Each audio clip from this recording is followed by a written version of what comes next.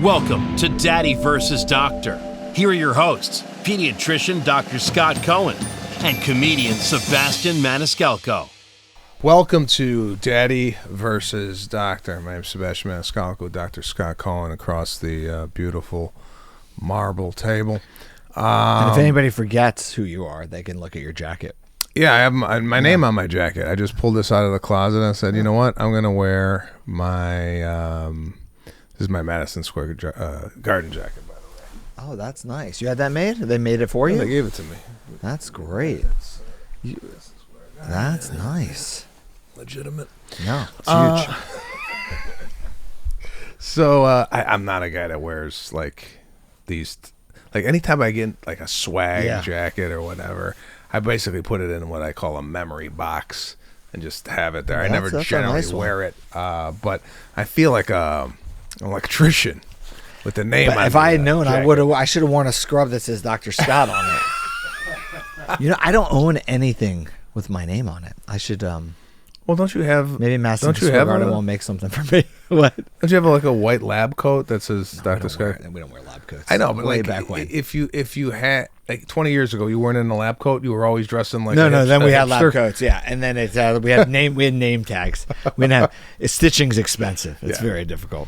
We thought it'd be fun this morning to start off the show with a mailbag item. Mailbag is something we do where we get questions from you, the listener, the viewer, and discuss some of the questions. So let's start off with what we got. We're gonna jump right into the bag. All right, what do we got? We got, hi guys, got a minor problem. A few years ago, me and my wife started letting our son sleep in our bed about every other night. When he had nightmares, when he was restless, and then eventually whenever he or she wanted. Well, he's 6 years old now, and there's barely a night he doesn't sleep on our bed. We've tried breaking this a few times with stern warnings, locking the door, etc., but we eventually cave into his needs. It is affecting our intimacy. Who wants to bone when your kid is likely to walk in? Wow. Well, do you use that one? Are these real? Sexual intercourse? Yeah. There's an email account that's receiving Okay. instant flow. I just, before you even finish the question, I want to like, if you're referring to your sexual intercourse as boning, I think we got to look at the marriage, right? Also, I want to. This is total side note, and I heard this recently. Yeah. I don't know if Erin does this to you, all right? And if she does, it needs to stop. I can't imagine the segue you just went from boning to mentioning my wife's name. It has something to do with boning. Oh, okay. Yeah. I've heard this more than once. Yes. That women deprive men of sex because they didn't do something.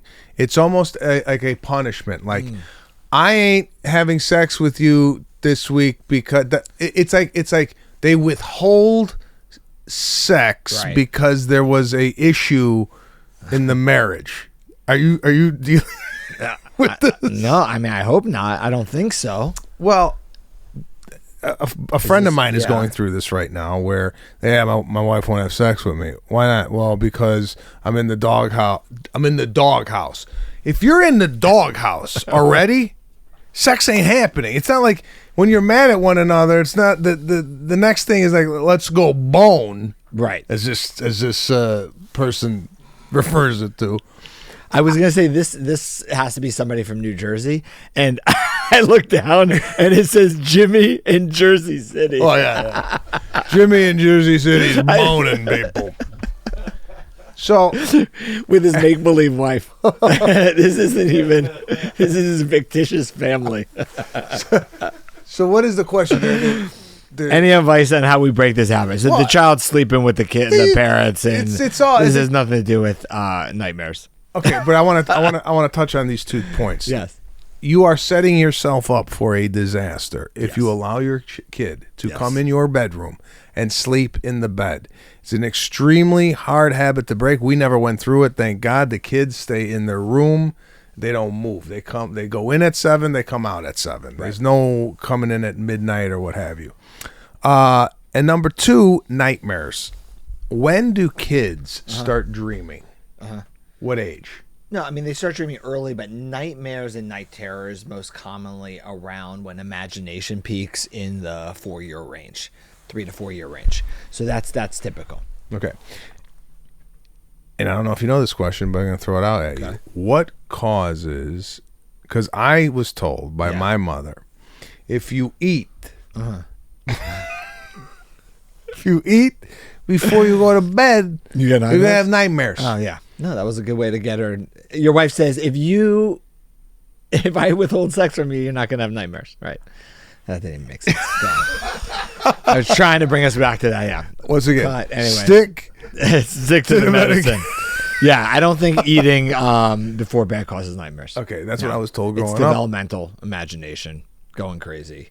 Very common, normal development. Okay. You know, there's 2 types of things, right? You know, nightmares and night terrors.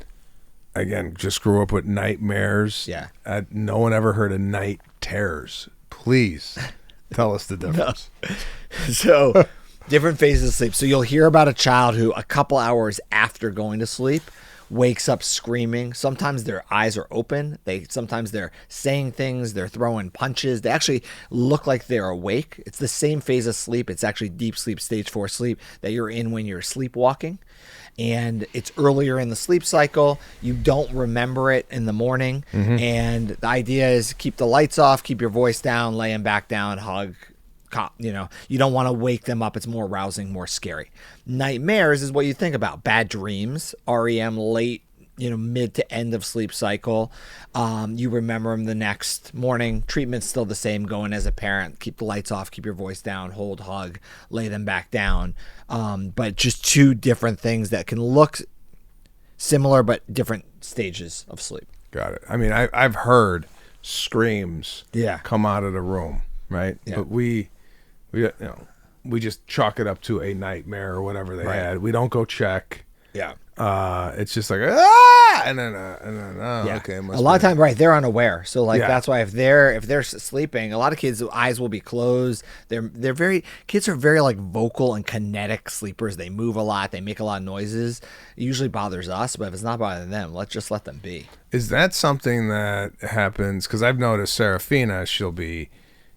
Even Caruso, they'll be sideways. They'll be down on the bed. They'll be over here, over there. Yeah. And that's something that kids just kind of eventually grow out of? Yeah, I think it gets better over time. And it doesn't, I tell people, just because they're moving around, just because they're making noise, doesn't mean they're sleeping poorly. Yeah. It's just usually you hear from families that the child's sleeping right next to them. It's waking you up constantly. I mean, I can't sleep. When my girls, I mean, they never did, but every once in a while, like there's a foot in your head and a turn. I can't.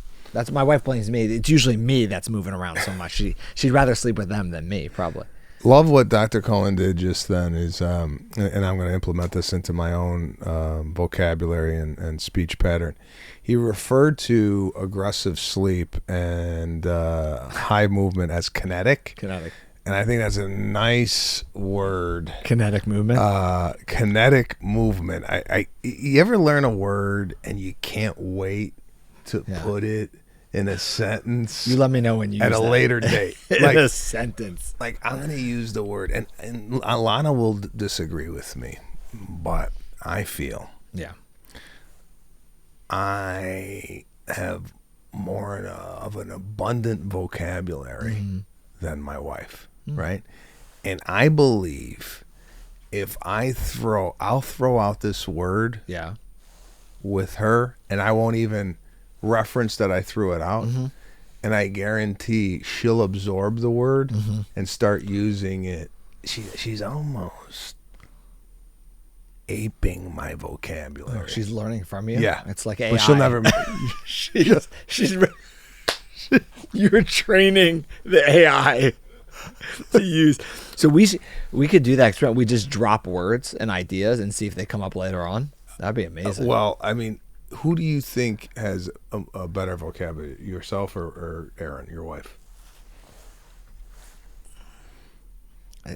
I mean, Erin speaks probably more properly than I do. She's always editing my stuff. Okay, but so, I think they're pretty equal. It's pretty equal. As far as intelligence is concerned. Oh, she's much more than I am. Okay. Yeah. But in what, like in reading retention, in everyday knowledge. Like, who's more prone to go, let me Google that in your relationship? Here's the difference in our intelligence. She will agree. For Erin to get from point A to point Z, she is very methodical. She needs to go through all 26 letters of the alphabet. The way my brain works is immediately if you tell me to go from A to Z, I'm trying to figure out the shortest way to do it, the shortcut. So it's just, we go about things differently. You know, she's very methodical. Everything is very much in its place and appropriate, and I'm always looking for little shortcuts, which my way bothers her because it's like, well, why do you always have to find a shortcut for things? And her way bothers me because like it feels long. Things take long. But very successful. She does it, and she's very successful in the way. I just couldn't do it that way. Mm-hmm. Like we do it when it's funny when the kids come with like math problems, right? You know, she's like the way the schools want it, where it's like step by step by step, and I'm like, well, just go from here to here, just get to the answer. It doesn't make a difference. Well, this is what's going to concern me is when the kids are going to start coming up to me for help. Yeah. In school. I want to know where kind of my education dips Where off. did it end? What grade does it end at? Although I have a college education, Right. I don't believe like if you threw me in 8th grade right now, I might have trouble Right. passing a test. Right. Right? But it's right. It's different knowledge. Right. Well, is it like if they gave you a history exam, an 8th grade history exam? I probably wouldn't pass it either. You wouldn't pass Well, it. what was that show? 5th grader. What Like all those questions. I don't remember those. Now, if you gave me a science book and a history book in 5th grade and gave me a couple of days, yeah, I'd get all the answers right. But like right off the bat, I couldn't even say that I would get the answers right. That's I don't know what happened to me if there was. I don't know. I just feel my level of absorbing information, being able to retain it and refer to it, has really dipped off in the last 3 to 4 years. But I am using Kinetic in a sentence this weekend to see how that text me when that happens. Yeah. The good news is your job will be one of the few that won't be replaced by AI. So you're okay. I don't know, man. I am really scared to see where this AI goes. They're going to do stand-up comedy? Well, I'll tell you what. We did this on the other podcast. We threw in a joke to AI and said to AI, write a joke like Sebastian Maniscalco and spit out 3 jokes. Were they over the top hilarious? No, but it wasn't I bad? wouldn't mind taking a seedling of it and going, okay, Really? I could work with that. So that's how I've used it a couple times, because I think it's very quick on giving you a framework that makes, because a lot of times when you have an idea, getting it down on paper is the hardest part, and it does a great job of like spitting out a framework and then you can mold it. I don't think the finished product is great. Like it's not what I would do, but I think yes, for an initial framework. So that's interesting even for jokes, because I thought as far as like sense of humor and artistic quality, it wouldn't be good. Well, what it does is it finds all your jokes, right? Yeah, you could feed it my 6 specials. It will recognize a pattern and then take that pattern. And because what did we do? We did write a joke about standing in line, waiting in line at the grocery store as Sebastian Maniscalco, and it spit out 3 samples, and I was like, oh, okay, these are these I could work with these. It's similar to a letter. I have problems writing an email. Right. It gives you a good framework. Yeah. Yeah. Let's say if you wanted to tell an employee that they're getting a promotion and you wanted to put it in writing, you'd write into the AI promotional letter, right? Or looking for an employee, and it would spit you back something. You're like, this is it is. I mean, it will be interesting what jobs get replaced. Well, they could recognize your voice, right? So you can talk into a microphone. AI will recognize your voice and then talk back to you the way you just talked into the microphone. They'll apply your voice to different words. So who's to say that AI, you could throw in the jokes, right? Then Hear your voice. hear the voice, and you could listen to a audio recording of not me Right. say jokes like me. Would you trust it diagnosing your child? So this just came up. There was actually a report. They put in a scenario, a vignette of a patient with an uncommon illness, and they compared it to doctors taking a board exam to see, percentage-wise, and AI got it correct more often than a lot of the doctors got it on their board exam, and the answer was congenital adrenal hyperplasia, which is something that sometimes we see, not so rare. But it's just very interesting that it picked it out. Now, I wonder, what we're feeding it, we're leading the witness a little bit, right? Like if you only fed me the pertinent symptoms, it's easier to come up with the diagnosis than if you just came in and talked for 30 minutes and weeded it out. I think the hard thing in medicine with computers, and we see this with Google, you put in symptoms, you can get a million different answers, and they can even tell you which are the most likely. But I just feel there's this human touch of really knowing what it is. The practice of medicine really is, I've seen this, I've done it, and I guess, ChatGPT, right, can go through millions and millions of cases and I guess get that experience. I just have a hard time. Would you trust AI with like diagnosing your child with an illness? I think it's an adjuvant, like it helps, but it's not the end all be all. But maybe I'm being naive. Well, here, AI drive cars, right? Right. So they're saying that the way a car is driven by a computer is far superior than a human, right? And we've talked about this in the past of misdiagnosing a disease or something. I mean, there's a human error involved in 100%, right? Yeah. But if an AI can access, and this is different than Google, because Google, I think, what they so nebulous, so much. But AI, if this is another form of a search engine, but is utilizing peer-reviewed journals 100%. and doctor website and formulating all that and going, oh yeah, you have testicular cancer, based on your history and whatnot. I don't know.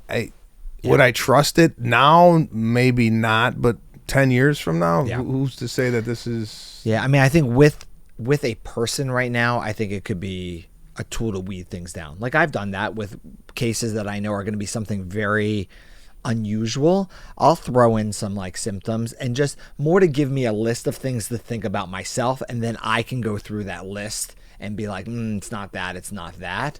But I don't use it to say, this is what it is. All be all. No. I don't. It would be hard for me to listen to a computer saying, "Oh, you have a rare type of brain cancer," and I go, "Hold on, let me go to a doctor." Right. But I mean, I don't know where this is going. Where in 20 years is a doctor gonna go, "You got brain cancer," and then let me go to AI. Yeah, I don't know what the fuck you're talking about. We become the Google and they become the expert, right? Like, who's that quack thing? I know. But there's something to be said about a doctor and talking to a doctor, a bedside manner. I don't think you want a printout of a disease. I think you want somebody to say, hey, you know what? You have this, but don't worry. We have A, B, and C we could do. Right. And I couldn't take it in an email from AI, saying you got 3 weeks to live. Right. Well, some of the most intelligent people that are more robotic and don't have a bedside manner aren't necessarily the people you want to be your doctor in some cases. So I think that does matter. I hope it matters, so I can tell jokes.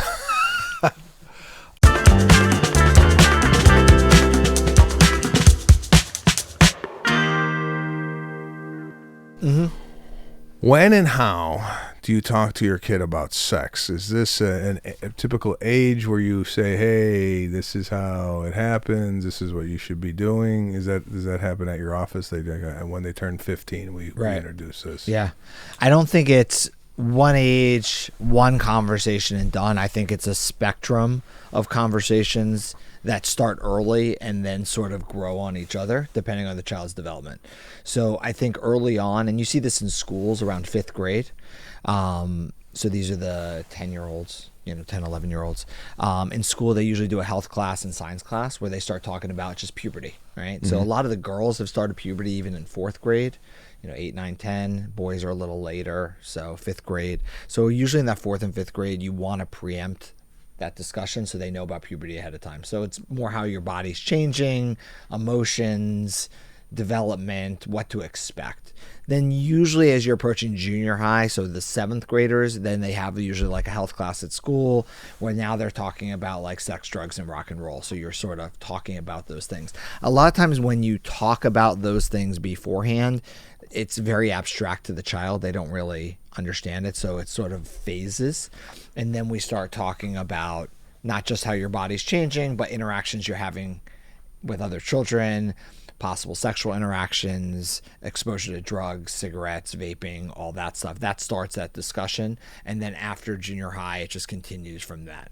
So what we do, starting at 13 in the office, I ask the parents, you'll see this. I say, now that you're 13, if it's okay with you and your parents, after we go over some other things like things parents love, the growth, the development, all that stuff, if I could talk to you one-on-one and we talk about teenage stuff, and everything we talk about is between me and you, and I don't go out and tell your mom and dad anything, even if they beg me. It's the best part of my job.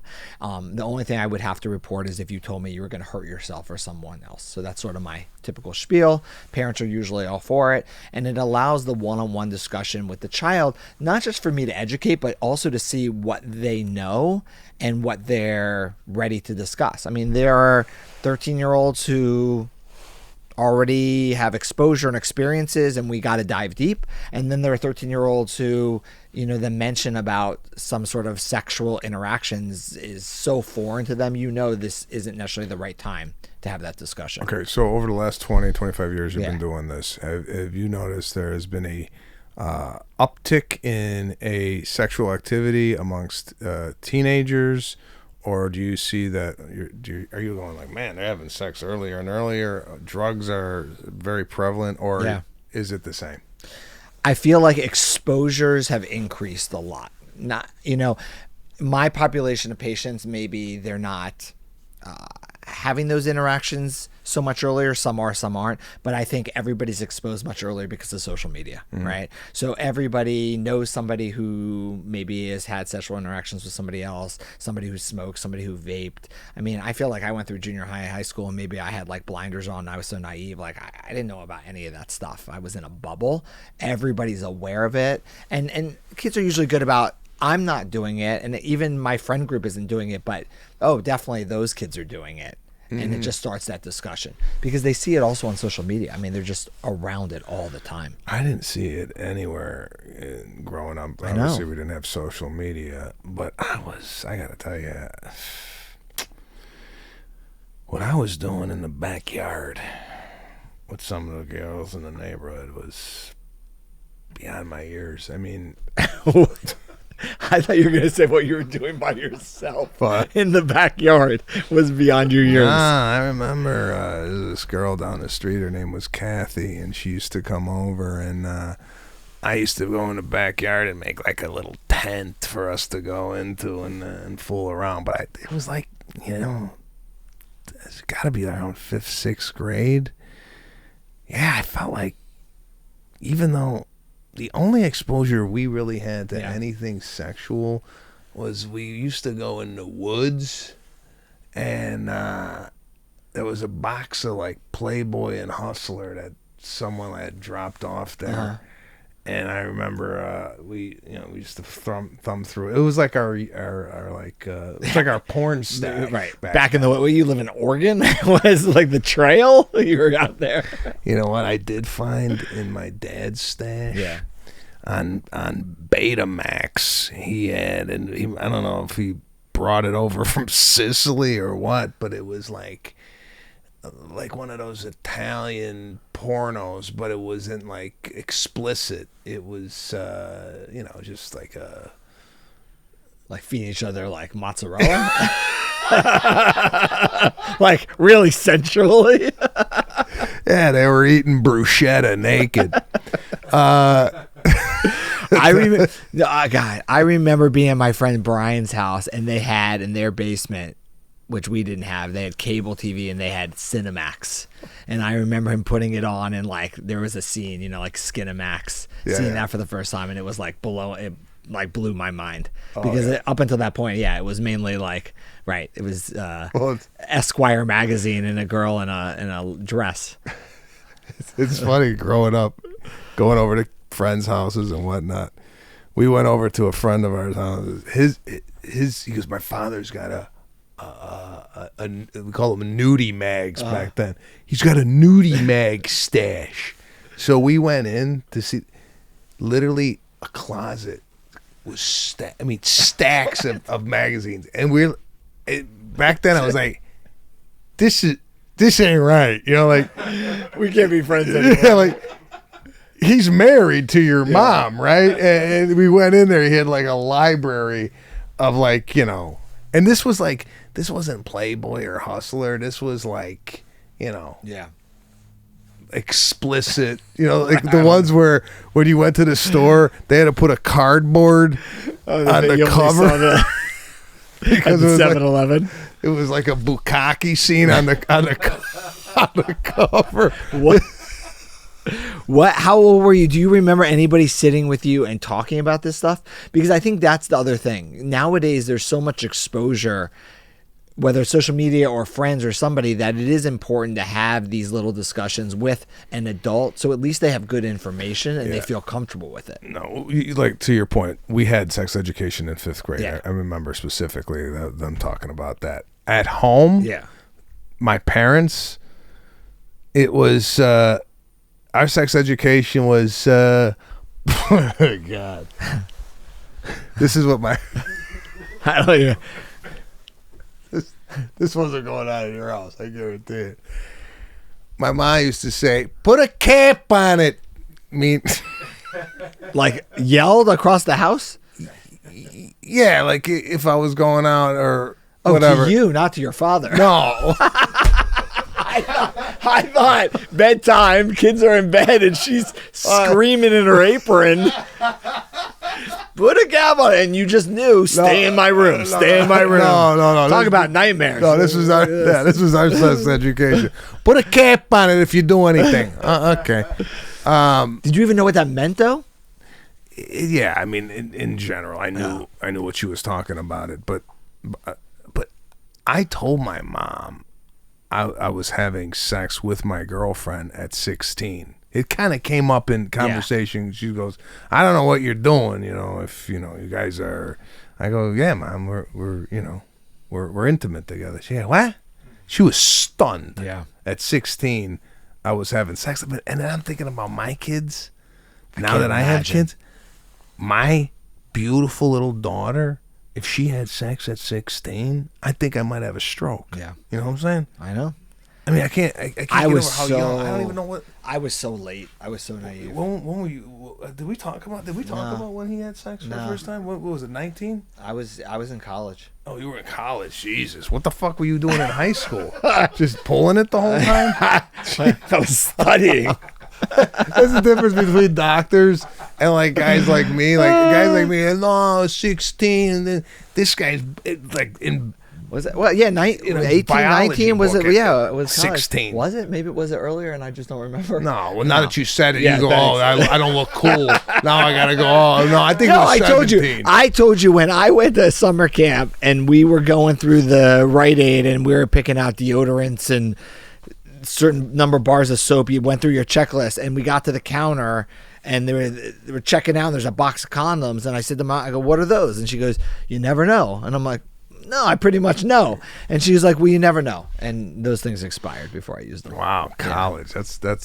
That's late. That's a late bloomer. and on the special edition of Daddy versus Doctor. Hey, sometimes you gotta. This is what I want to do. I'm serious about this. Yeah. I've wanted to do this for a long time. You'd be the perfect person to do this with. So, still, have you seen these sex education videos they show at schools? No. Okay, they're horrible. They're still like the 1970s. Like they're wearing overalls. Hey, Johnny, let's go to the park and kiss, things like that. We got to revamp the sex ed education that's seen around the country. Every school does it. It should be funny. It should be new wave. It should be social media. It should be all that stuff, because the kids, like, I watch the kids watching it. They think it's a joke. Yeah. I'm surprised they're still using antiquated videos from the 80s. I mean, they're showing pictures of like pubic hair that are like curly pencil drawings. What would you have? Like just bald now? Everybody's shaving it down to street level, and you're like, this is what you're supposed to do. Clip your balls. This is going off the rail.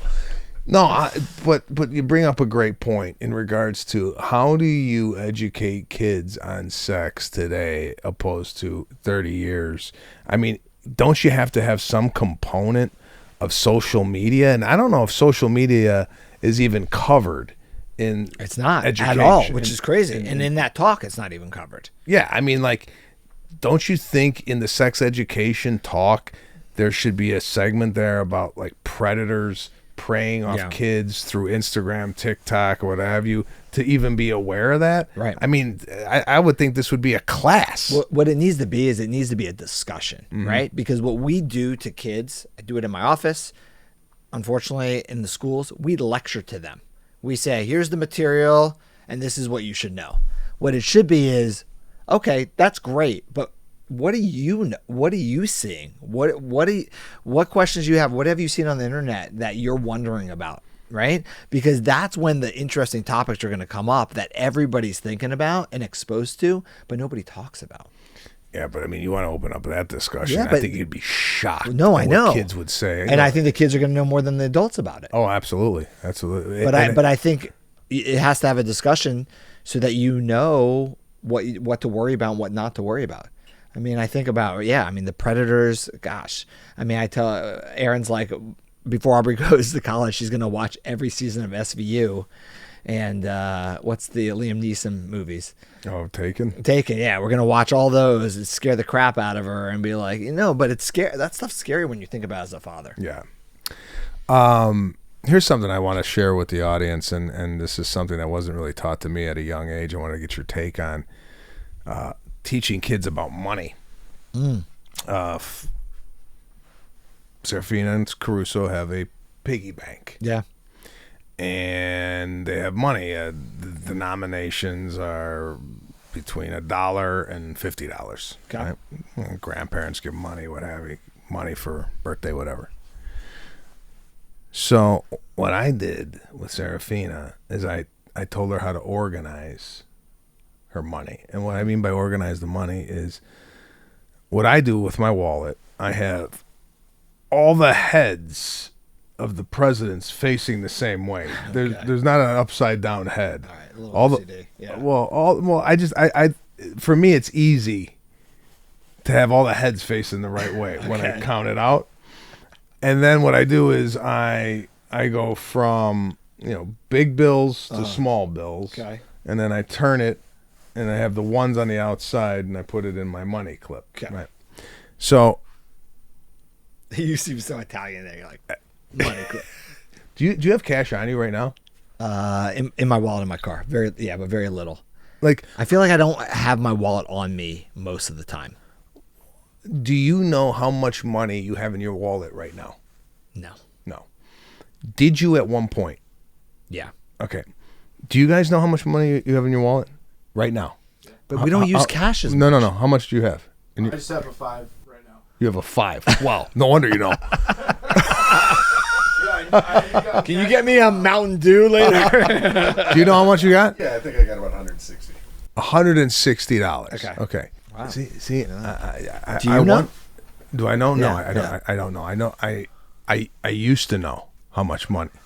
He's got 5. And I don't know if that's because money is not used as much, therefore I do not know how much I have, or I'm wondering if when you make money, if you just you just have money in your wallet. You know what I'm saying? Like, I used to know how much money I had in my checking account. Right.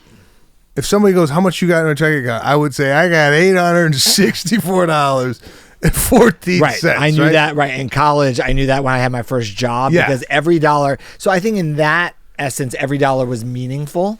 So I had to know because I was paying bills and I had to know exactly. And when you get to, there's a little bit of cushion, it's not as worrisome. But for me, the wallet isn't that. One, we don't use cash much. We don't use cash. But my point is with the kids. Yeah.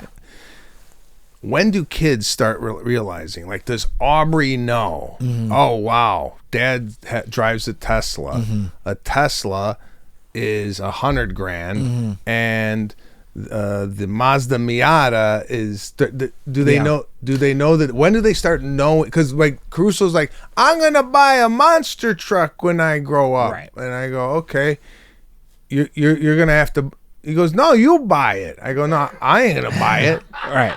You know, and I go, that's a lot of money. Right. But where does it? Yeah. No, Is it too early to be teaching kids? Like, listen, you know how much $50 is? Right. $50 could buy you that. They have no. At his age, it's totally abstract, right? It's just money is used to get things. Yeah, yeah. But like you said, the $1 and the $50, it doesn't make any bit of a difference. I think definitely like the junior high and high school kids definitely know the difference. I still don't think they're good at really understanding what it takes to make that money. Perfect example. We're on vacation. We're talking about colleges. Lexi, who's my almost 13-year-old, said, I would love to go to University of Hawaii. What she knows of University of Hawaii is that it's in Hawaii, right? So we're just talking about Hawaii. So she goes on the internet and she says, so if I go to college there, you guys should buy a house there because then I can stay in it with my roommates and rent it out and make money off of it. And she's, hey, that's actually a great business plan. So she finds a house and the house is $2 million. Okay. Again, like $2 million, that's crazy. So I said, Lexi, who's paying for this house? She's like, well, you guys are. And I'm like, no, what if you had to buy a house that your friends stay in? She goes, okay. And I said, all right, how are you going to pay for that? All right, I'm going to get a job. Okay. All right. So you're going to work at Starbucks for $15 an hour. I want you to do the math right now. You got to put 20% down of the $2 million. So 400,000. I want you to divide 400,000 by $15 an hour. And how many hours does that take? Now divide that by 366 hours a day. Basically, she has to work for the next 17 years, right? For 6 hours a day every day. So that's the part they don't get. Like, it's like, oh yeah, I'm just going to buy it. Yeah. So I think that is very hard I think adults still have a hard time with that. No, absolutely. Right? And to that point, and I saw this online the other day. Some financial people say buy your kids a house now. Yeah. Right? Yeah. So I would buy Serafina a home. Yep. At 6. It's in her name. Right. Rent it out. She builds credit, equity, the whole thing. Yeah. They also say employ. Well, yeah, we do that. Your we employ kids. the kids.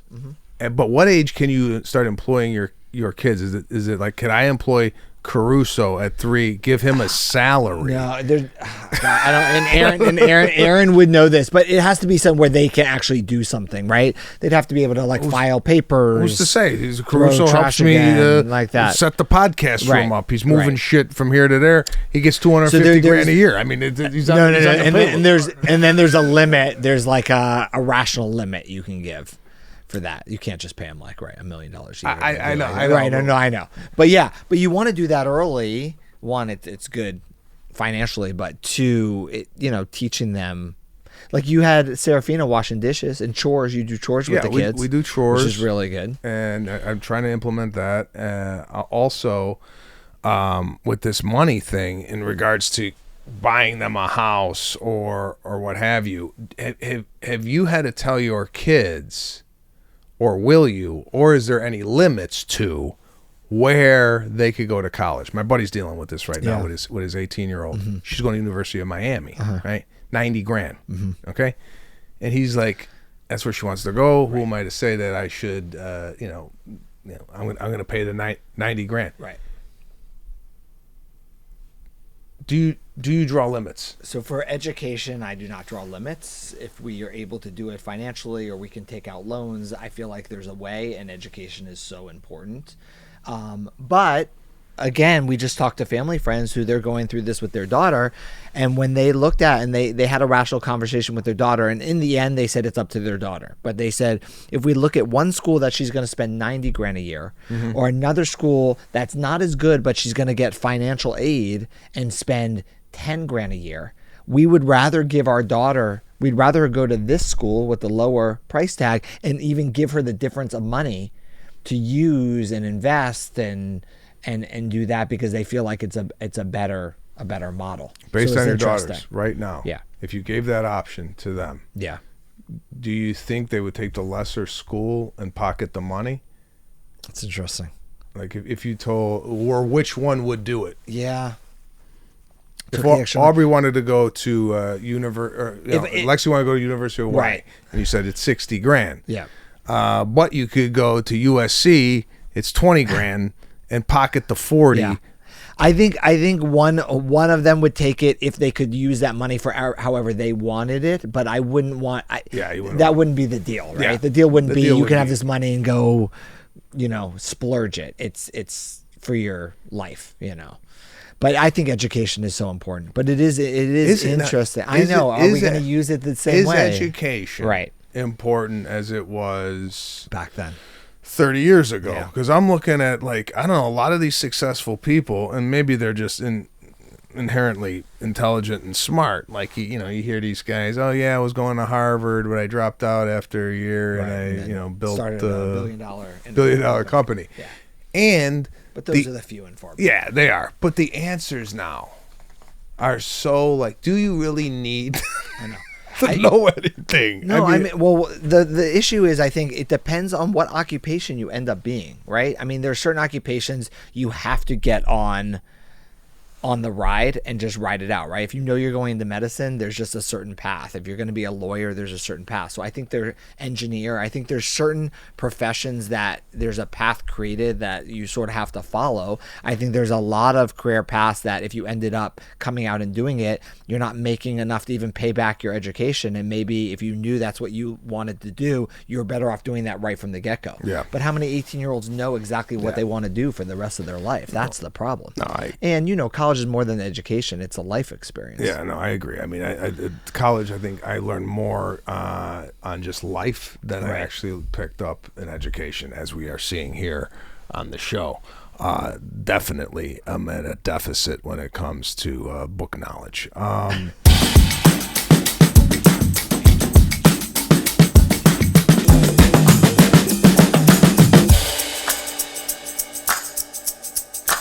This was just thrown in front of me. I don't know what it is. It looked odd. It looked really odd. That's it. Let me pull this up, and we'll just look at it at the same time.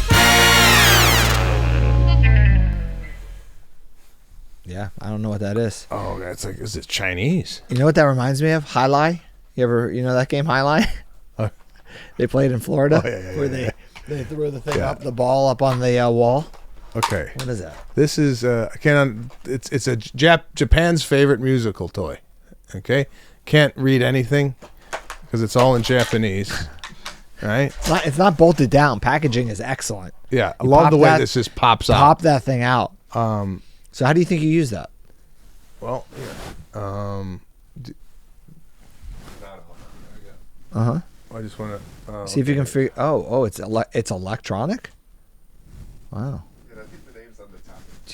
Do you have to blow it? It's called the Otamatone. Otamatone.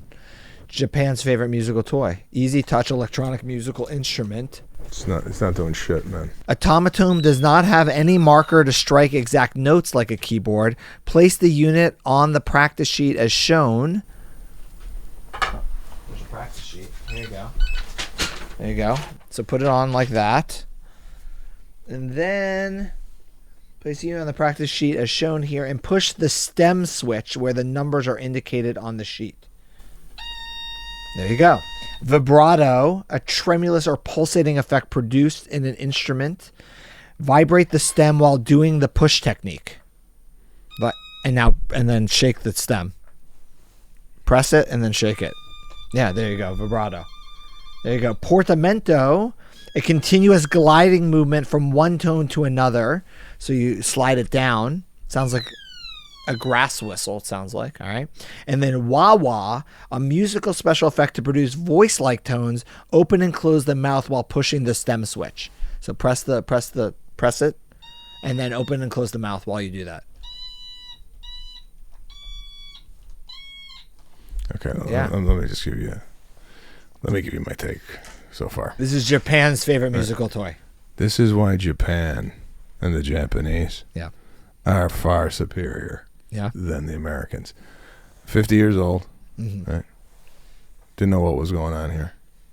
You, however, acted like you were No, I was just reading instructions. Well, but- you acted like you were Japanese. This is what I'm saying. It's like, again, anything that comes with this, hey, yeah, you're gonna break it. Do you have to do that? Oh, hold on.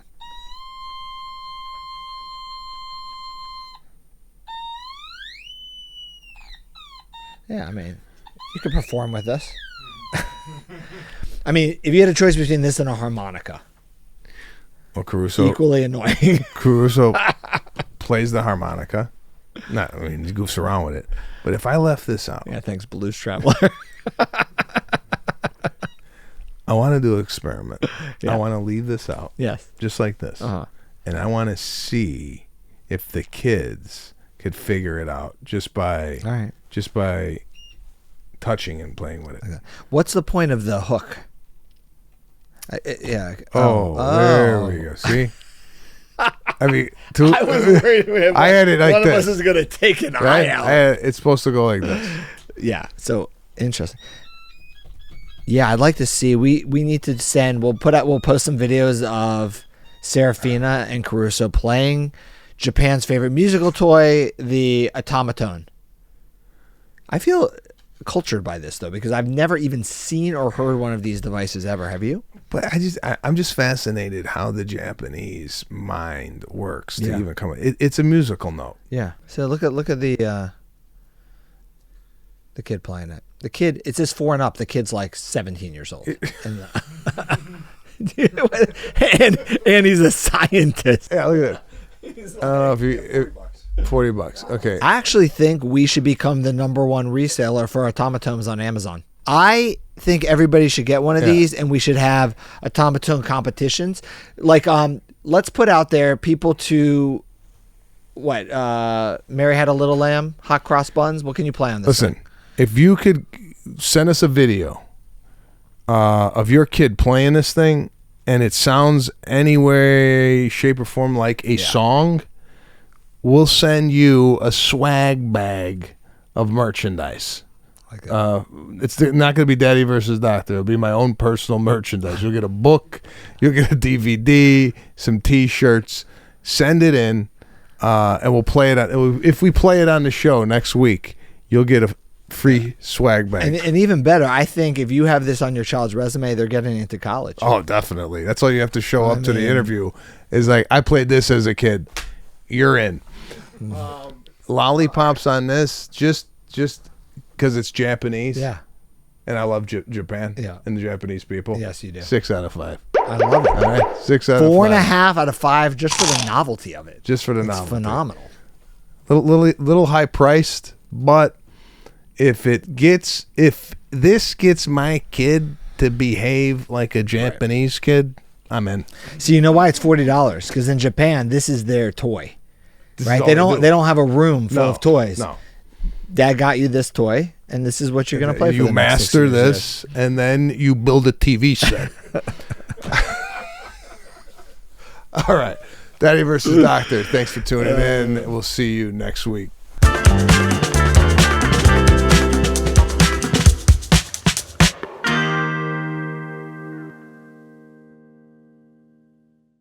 The opinions expressed in this program are not intended as professional medical advice, as a diagnosis, as a treatment protocol, or as a substitute for professional medical advice from your physician.